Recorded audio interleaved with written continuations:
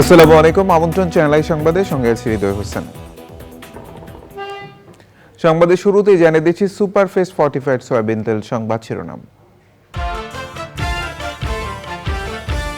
পাকিস্তানকে white wash করে বাংলাদেশের ঐতিহাসিক সিরিজ জয়, বিশ্ব টেস্ট চ্যাম্পিয়নশিপে টাইগারদের প্রথম সিরিজ জেতার নজির।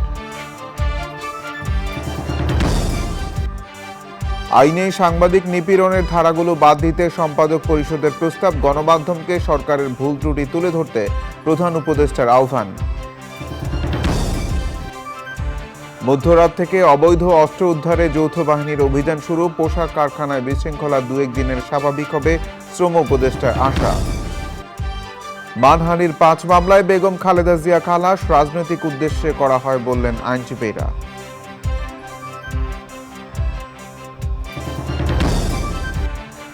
এবং বিএনপির নাম ভাঙিয়ে শিল্প খাতে অস্থিতিশীল পরিস্থিতি সৃষ্টির অভিযোগ, ঐক্যবদ্ধভাবে প্রতিরোধের তাগিদ।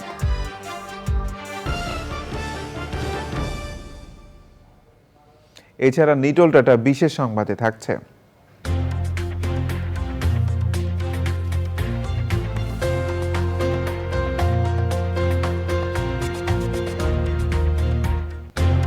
যুক্তরাজ্যে কৃত্রিম বুদ্ধিমত্তা ব্যবহার করে পড়ানোর খবর।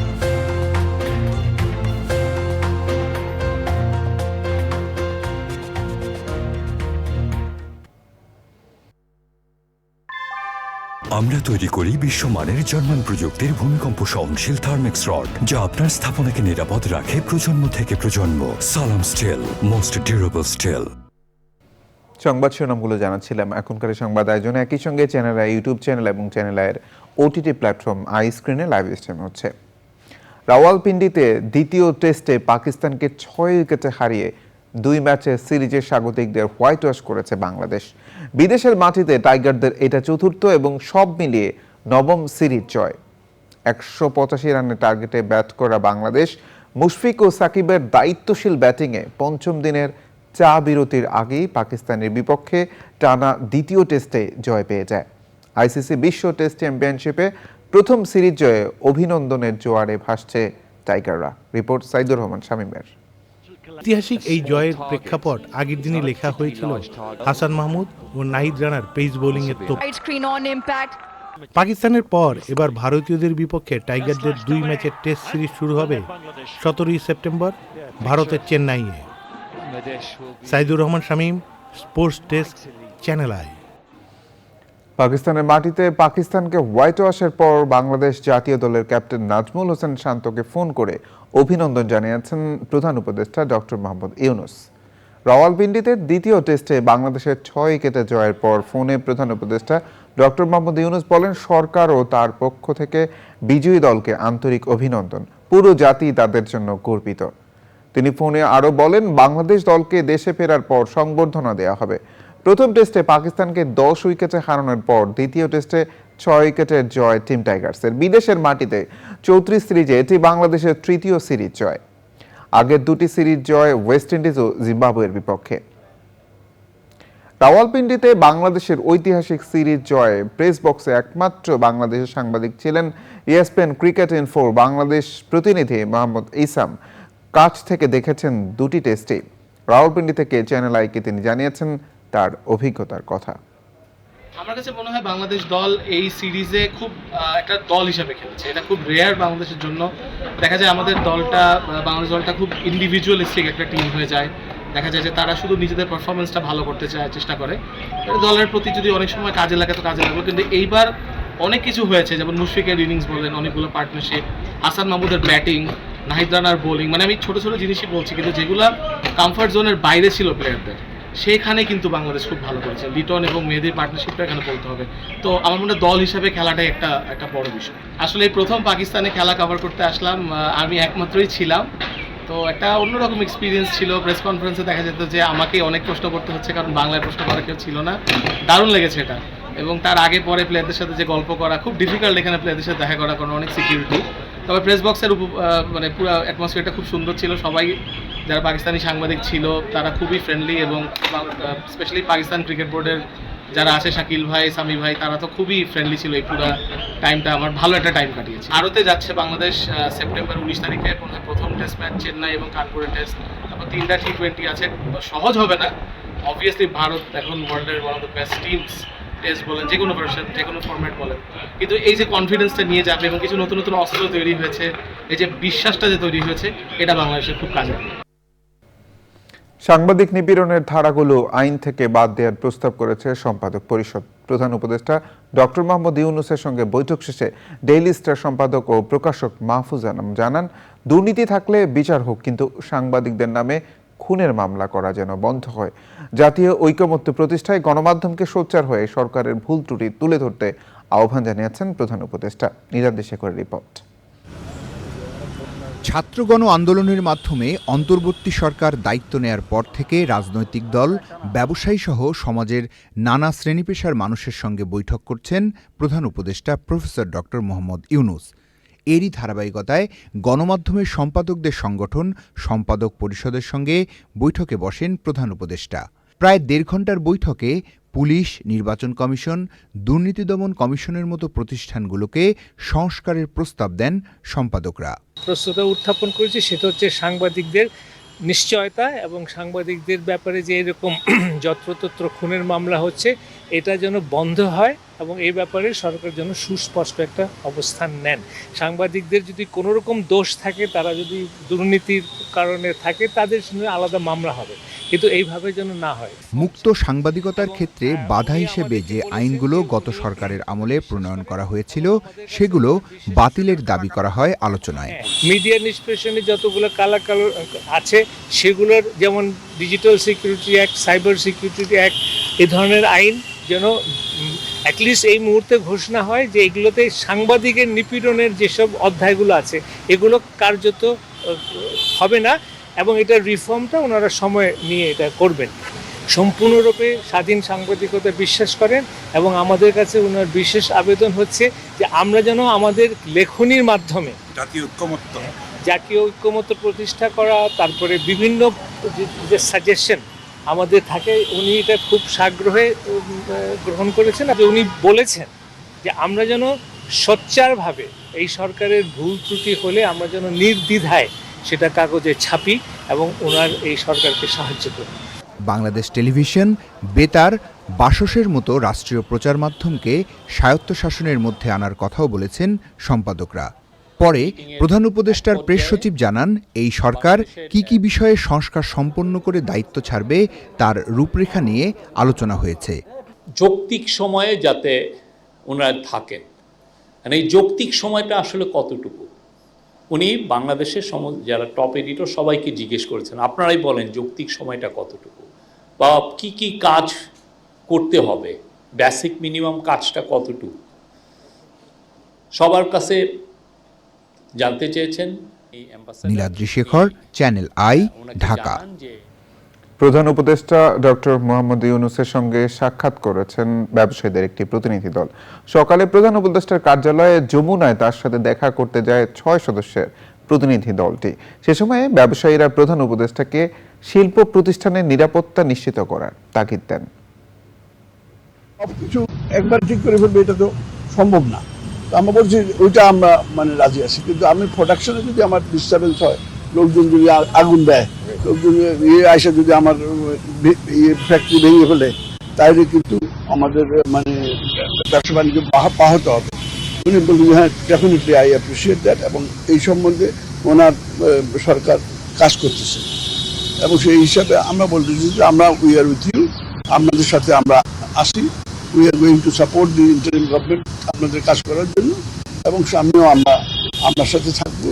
কিন্তু আমাদেরকে আমাদের কাজকর্ম, ব্যবসা বাণিজ্য করার জন্য সেই পরিবেশটা একটু এনশিওর করতে হবে, যাতে করে ল এনফোর্সিং এজেন্সিগুলো ঠিকভাবে কাজ করে। মধ্যরাত থেকে অবৈধ অস্ত্র উদ্ধারে যৌথ বাহিনীর অভিযান শুরু হবে। দেশের সার্বিক আইন শৃঙ্খলা পরিস্থিতি নিয়ে বৈঠক শেষে এই সিদ্ধান্তের কথা জানিয়েছেন স্বরাষ্ট্র উপদেষ্টা। তৈরি পোশাক কারখানায় চলমান বিশৃঙ্খলা 2-1 দিনের মধ্যেই স্বাভাবিক হবে বলে আশা করছেন শ্রম উপদেষ্টা। বিস্তারিত জানাচ্ছেন রফিকুল বাশার। সম্প্রতি দেশের বিভিন্ন স্থানে প্রতিষ্ঠান ঘেরাও, পদত্যাগে বাধ্য করা, ভাঙচুর, অগ্নিসংযোগ, বেআইনি তল্লাশি, লুটপাট, চাঁদাবাজি, টেন্ডারবাজি, ঢালাও মামলা গ্রহণে পুলিশের উপর চাপ, আদালতে আনা আসামিকে আক্রমণের মতো ঘটনা ঘটছে। এ অবস্থায় দেশের সার্বিক আইন শৃঙ্খলা পরিস্থিতি উন্নয়নে আইন শৃঙ্খলা সংক্রান্ত উপদেষ্টা পরিষদ কমিটির প্রথম বৈঠক। দেশের আইন শৃঙ্খলা পরিস্থিতি নিয়ে এবং আইন শৃঙ্খলা পরিস্থিতি কিভাবে আরও উন্নতি করা যায় এবং এই ব্যাপারে আমরা কিছু কিছু পদক্ষেপও নিব। তারপরে আপনারা সবাই জানেন যে আজ কিন্তু শেষ হয়ে যাচ্ছে অবৈধ বা বৈধ সব অস্ত্র জমা দেওয়ার শেষ তারিখ। আগামীকাল রাত 12টা থেকে আমাদের যৌথ বাহিনীর অপারেশন শুরু হবে হাতিয়ার কালেকশনের জন্য। মাদক আমাদের একটা বড় ধরনের সমস্যা, এই মাদকটা আমরা কিভাবে নিয়ন্ত্রণ করতে পারি। বহিরাগতদের ষড়যন্ত্রের কারণে আশুলিয়া ও গাজীপুরে শ্রমিক অসন্তোষ হয়েছে বলে জানান শ্রম উপদেষ্টা। বহিরাগত যাদের শ্রম এবং শিল্পের সাথে কোনো সম্পর্ক নেই এমন কিছু লোকজনকে দেখা যাচ্ছে যারা হেলমেট পরে এবং হাফ প্যান্ট পরে এসে বিভিন্ন কারখানায় ঢিল ছুড়ছে, হামলা করছে। তো আমরা স্পষ্টভাবে বলতে চাই যে এই ধরনের যারা দুষ্কৃতিকারী এবং বহিরাগতরা এসে দেশের শিল্প ধ্বংসের মতো পায়তারা এবং ষড়যন্ত্র করছে তাদের বিরুদ্ধে সরকার কঠোর ব্যবস্থা নেবে।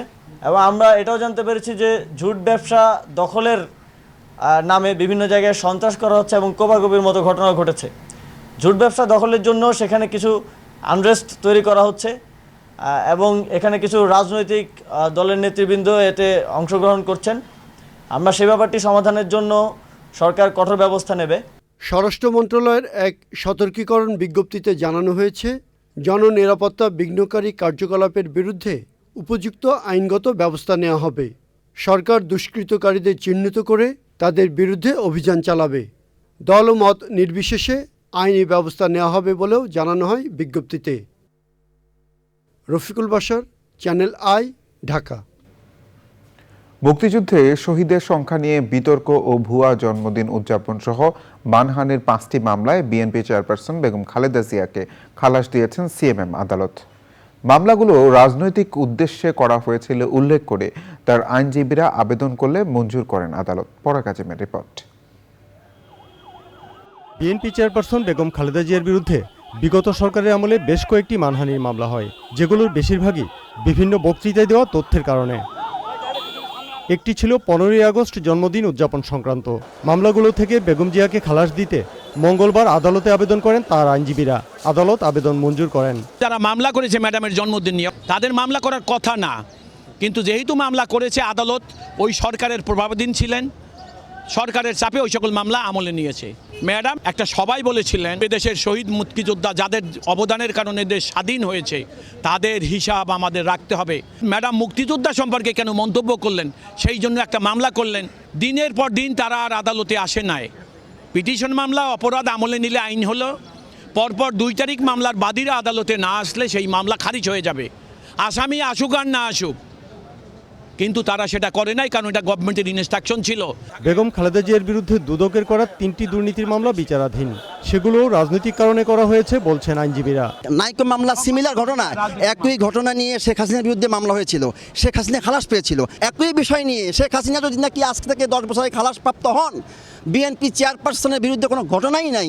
শেখ হাসিনার বিরুদ্ধে যেখানে 15,000 কোটি টাকা তছরূপের ঘটনা ঘটেছিল, আমরা ছিলাম কন্টিনিউশন প্রসেস, সেখানে উনি অবশ্যই খালাস পাবেন এবং সব মামলায় যেহেতু বানোয়ার তঞ্চকতাপূর্ণ উনি খালাস পাবেন ইনশাআল্লাহ আশা করি। নাইকো দুর্নীতি মামলায় মঙ্গলবার সাক্ষ্য গ্রহণের কথা থাকলেও দুদকের আইনজীবী ও সাক্ষী অনুপস্থিত থাকায় সাক্ষ্য গ্রহণ হয়নি। পরবর্তী শুনানি 8ই সেপ্টেম্বর। বেগম খালেদা জিয়ার বিরুদ্ধে ঢাকায় যে 5টি মানহানির মামলা ছিল তার প্রত্যেকটিতেই খালাস দিয়েছেন আদালত। আইনজীবীরা জানিয়েছেন তার বিরুদ্ধে আরও যে 3টি দুর্নীতির মামলা নিম্ন আদালতে বিচারাধীন রয়েছে সেগুলোতেও বেগম খালেদা জিয়া খালাস পাবেন, কারণ প্রত্যেকটি মামলাই ছিল রাজনৈতিক উদ্দেশ্য প্রণোদিত। পরাগ আজিম, চ্যানেল আই, ঢাকা। যুক্তরাষ্ট্রের উচ্চ পর্যায়ের প্রতিনিধিদের ঢাকা সফরে দ্বিপাক্ষিক সহযোগিতা বাড়ানোর উদ্যোগের পাশাপাশি অর্থ সহযোগিতা চাইতে পারে বাংলাদেশ। চলতি মাসের মাঝামাঝি সময়ে এই সফর হতে পারে। সংযুক্ত আরব আমিরাতে আটক 57 বাংলাদেশিকে মুক্তি দিয়েছে দেশটি। নতুন করে আরও 8,000-এর মতো রোহিঙ্গা বাংলাদেশে অনুপ্রবেশ করেছে বলেও জানান তিনি। পান্থ রহমান জানাচ্ছেন বিস্তারিত। বাংলাদেশের রাজনৈতিক পট পরিবর্তনের পর প্রথমবারের মতো ঢাকা সফরে আসছে যুক্তরাষ্ট্রের উচ্চ পর্যায়ের কোনো প্রতিনিধি দল। তুরস্ক ও নেপালের রাষ্ট্রদূতরা সৌজন্য সাক্ষাৎ করে যাওয়ার পর এ নিয়ে কথা বলেন পররাষ্ট্র উপদেষ্টা। আমার কাছে তথ্য আছে যে অ্যাবাউট 8,000 রোহিঙ্গা ঢুকে গেছে এখানে। এই বর্ডারের বিষয়টা যদিও আমার না, কিন্তু যখন ঢুকে পড়লো তখন বিষয়টা আমাদের হয়ে যায়। এটা নিয়ে আসলে আগামী 2-3 দিনের মধ্যে সিরিয়াস আলোচনা হবে মন্ত্রিপরিষদে, এবং এটা যে করে কীভাবে ঠেকানো যায় সেটা আমাদের চেষ্টা করতে হবে। আমাদের প্রায়োরিটি হচ্ছে যে আর্থিক যে ব্যবস্থা দিয়ে আছে, বাণিজ্যের প্রশ্ন আছে, এগুলি সবগুলি নিয়ে আলাপ আলোচনা হবে, কারণ ডক্টর সালেউদ্দিনের সাথেও তার একটা কলম থাকে। যদি স্ট্রেট বলি, আমরা কি টাকা চাইছি যুক্তরাষ্ট্রের কাছে? সহযোগিতা অবশ্যই চাইছি, কিন্তু কিভাবে চাইছি সেটা আমি বলতে পারবো না, সেটা হয়তো ডিটেলস বলতে পারবেন সালাউদ্দিন সাহেব।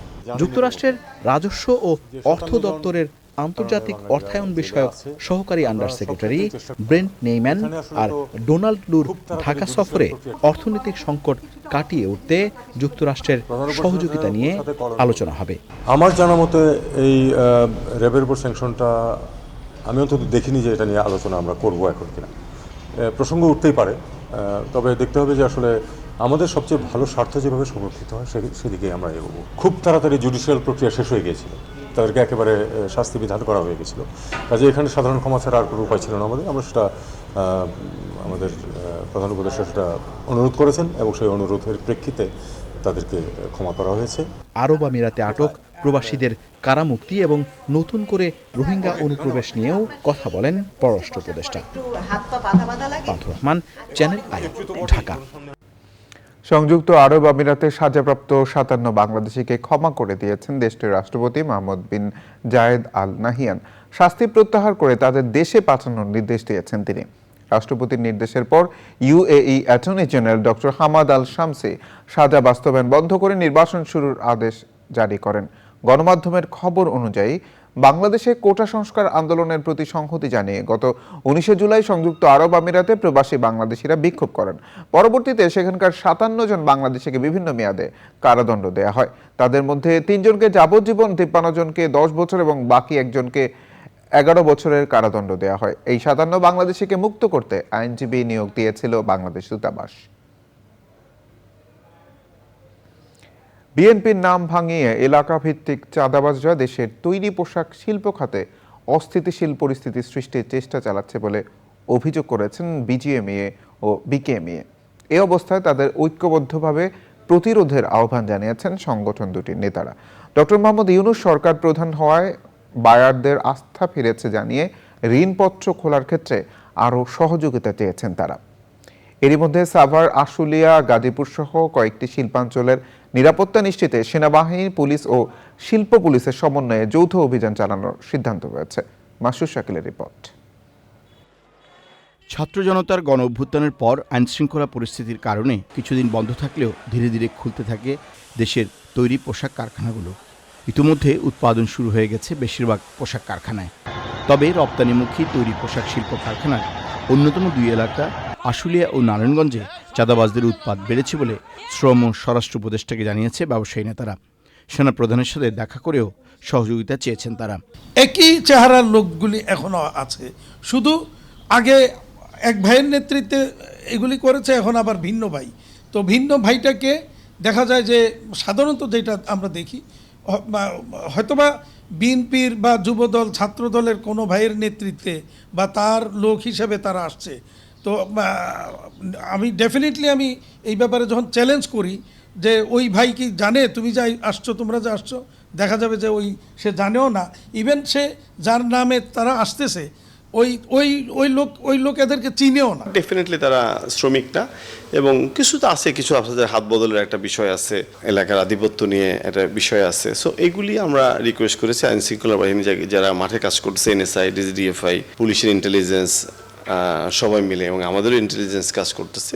ডক্টর ইউনূসের নেতৃত্বের কারণে বিদেশি ক্রেতাদের আস্থা বেড়েছে। তবে গ্যাস সংকট নিরসন, ব্যাংকের ঋণপত্র খোলায় অসহযোগিতা দূর করারও আহ্বান তাদের। আমার একটা এলসি গত 14 তারিখে আমি অ্যাপ্লিকেশন জমা দিছি এলসি করার জন্য। প্রায় 17 দিনের মতো ব্যাংক কিন্তু খেয়ে ফেলছে। তো ব্যাংক যদি একটা ব্যাক টু ভ্যাকেন্সি করতে যদি 17 দিন 20 দিন 1 মাস খেয়ে ফেলে, তাহলে আমার লিড টাইমের বাকি সময়টা কোথায় পাই আমি? আমরা গভর্নর সাহেবের সাথে কথা বলেছি, বিজনেস কাউকে যেন কোনো অন্যায়ভাবে কেউ ক্ষতিগ্রস্ত না হয় সেই ব্যাপারে উনি আমাদেরকে 100% এশিওর করেছে যে আপনার যদি কোথাও হয় ডাইরেক্ট ওনাকে যোগাযোগ করতে বলছে, যে উনি ওটাকে টেক কেয়ার করবে। রপ্তানিমুখী এলাকায় আইনশৃঙ্খলা পরিস্থিতি স্বাভাবিক থাকলে উৎপাদন রপ্তানির সাময়িক ক্ষতি কাটিয়ে ওঠা সম্ভব বলছেন তৈরি পোশাক রপ্তানিকারকরা। Masrur Shakil, channel I, Dhaka. বাংলাদেশ জামায়াত ইসলামের আমির ডক্টর শফিকুর রহমান বলেছেন, গত 15 বছরে যারা তাদের উপর হামলা, মামলা, নির্যাতন, নিপীড়ন করেছে তাদের সবাইকে সাধারণ ক্ষমা করা হয়েছে।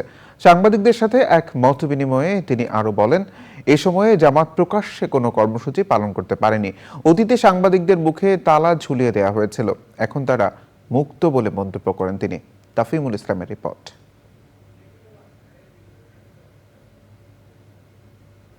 প্রিয় দর্শক, রিপোর্টটি আমাদের হাতে এসে পৌঁছায়নি। রিপোর্টটি আসা মাত্র আমরা সেটি আপনাদেরকে দেখাবো। সংবাদের এই পর্যায়ে বিরতি নিচ্ছে, আর বিরতির পর জানিয়ে ফিরছি। বিরতির পর আবারও আমন্ত্রণ চ্যানেল সংবাদে। মধ্য আফ্রিকার দেশ ডেমোক্রেটিক রিপাবলিক অব কঙ্গোতে কারাগার থেকে পালানোর সময় 119 জন নিহত হয়েছে। এই ঘটনায় আহত হয়েছে শতাধিক মানুষ। নিহতদের মধ্যে বেশিরভাগই গুলিবিদ্ধ হয়ে মারা গেছে। দেশটির কেন্দ্রীয় মাকালা কারাগারে হাসপাতাল সহ প্রশাসনিক ভবনগুলোতে আগুন লাগিয়ে বন্দীরা পালানোর চেষ্টা করলে এই ঘটনা ঘটে। দেশটির স্বরাষ্ট্রমন্ত্রী শাবানি লুকু বলেছেন, ঘটনার পর প্রতিরক্ষা এবং নিরাপত্তা পরিষেবা দপ্তরের সাথে বৈঠক করে পরিস্থিতি নিয়ন্ত্রণে আনা হয়েছে। মাকালা কারাগারে দেশটির সরকারি তথ্য মতে 14 থেকে 15,000 বন্দী রয়েছে।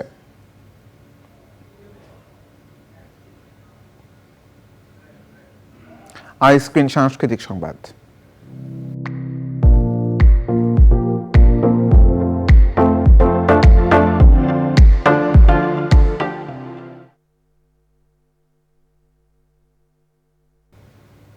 বিনোদনের স্মার্ট দুনিয়া ওটিটি প্ল্যাটফর্ম আইস্ক্রিন।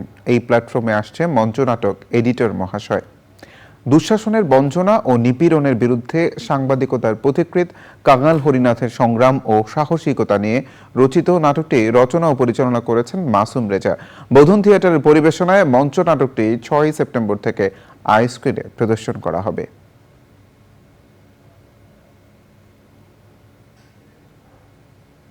এবার ডিটেল ডাটা বিশেষ সংবাদ।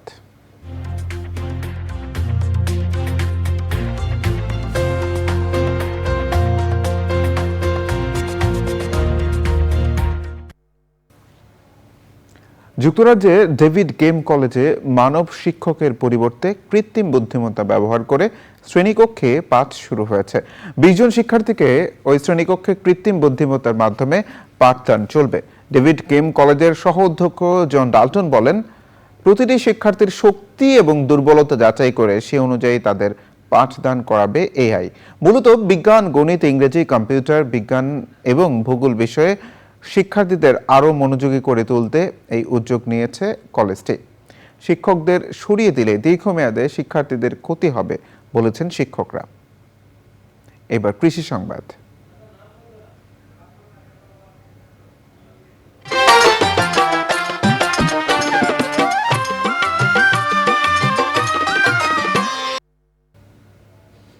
চাঁদপুরে থেকে ধীরে ধীরে হারিয়ে যাচ্ছে পাটের অতীত ঐতিহ্য।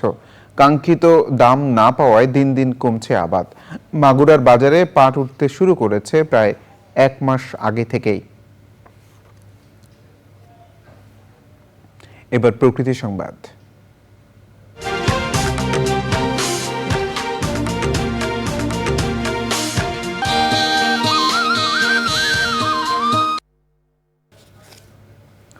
গত 3 বছরে কক্সবাজারে 25টি হাতির মৃত্যু হয়েছে। বন বিভাগ জানিয়েছে, লোকালয়ে চলে আসায় বিদ্যুৎ স্পৃষ্ট হওয়া ও মানুষের হামলা সহ বিভিন্ন কারণে মারা গেছে এসব হাতি।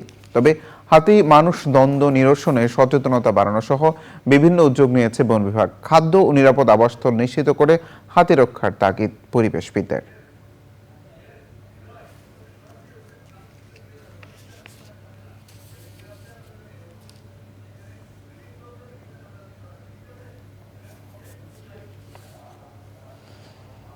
চলমান বিশৃঙ্খলায় কয়েকটি ওষুধ কারখানা বন্ধ হওয়া, কারখানাগুলোতে নিরাপত্তা না থাকা ও সার্বিক পরিস্থিতি নিয়ে জরুরি সংবাদ সম্মেলন করছে বাংলাদেশ ওষুধ শিল্প সমিতি। আমরা সরাসরি ব্রিফিংয়ে চলে যাচ্ছি। শিল্পটি বাংলাদেশের জন্য একটি বিশাল রপ্তানিকারক খাত হিসাবেও উঠে আসতে পারে, সেরকম অবস্থায় চলে এসেছে। এখানে যারা কাজ করেন তাদের বেশিরভাগই প্রফেশনাল এবং ইউনিভার্সিটি থেকে উচ্চতর ডিগ্রিধারী, এবং আমরা সম্ভবত বাংলাদেশের সবচাইতে বড় এমপ্লয়ার অর্গানাইজেশন, যেখানে অতি উচ্চ শিক্ষিত লোকেরা কাজ করে থাকেন। গত 50 বছরে বাংলাদেশের কোনো ওষুধ শিল্পে দুই একটি ঘটনা ছাড়া সম্ভবত কখনোই কোনো শ্রমিক অসন্তোষ কিংবা তাদের প্রপার যত্ন নেওয়া হয় না, এরকম কোনো নজির নাই। আমরা শুধুমাত্র যে তাদেরকে তাদের কম্পেনসেশন কিংবা রেমুনারেশন দিয়েই ক্ষান্ত থাকি না, আমরা উপযোগী আপনার কর্মপরিবেশ, তাদের স্বাস্থ্যসেবা, তাদের খাওয়া দাওয়া, তাদের পোশাক পরিচ্ছদ সর্ববিষয়ে আমরা যত্নবান থাকি। এবং আমাদের এখানে যারা কাজ করেন তারাও ওষুধ শিল্পের অত্যাধিক একটি স্যাটিসফাইড গ্রুপ অফ পিপল। খুবই ওনারা ওষুধ শিল্পে কাজ করে তাদের কখনোই এরকম আমরা দেখি নাই যে তারা অসন্তোষ প্রকাশ করেছেন। কিন্তু গত 2 সপ্তাহ যাবৎ আমরা দেখছি যে বিভিন্ন ধরনের দাবি দাওয়া ওনারা নিয়ে আসছেন, যেগুলি অনেক ক্ষেত্রেই আমাদের জন্যে পূরণ করা প্রায় অসম্ভব। তার আরও একটি কারণ হলো যে গত 4 বছরে আপনারা দেখেছেন টাকার যে ডিভ্যালুয়েশন হয়েছে, 86 টাকার থেকে এখন 120 টাকায় এসেছে। তার ফলে ওষুধ কোম্পানিগুলি, বেশিরভাগ ছোট এবং মাঝারি ওষুধ কোম্পানিগুলি প্রায় বন্ধ হওয়ার উপক্রম। কারণ এইসব ওষুধ কোম্পানিগুলির স্কেল অফ ইকোনমি নাই বলে তাদের পক্ষে এরকম আপনার যে ধরনের না শুধুমাত্র অবমূল্যায়ন না, এই কস্ট স্ট্রাকচারে তাদেরকে অপারেট করা সম্ভব হচ্ছে না। পূবালী ব্যাংক বাণিজ্য সংবাদ।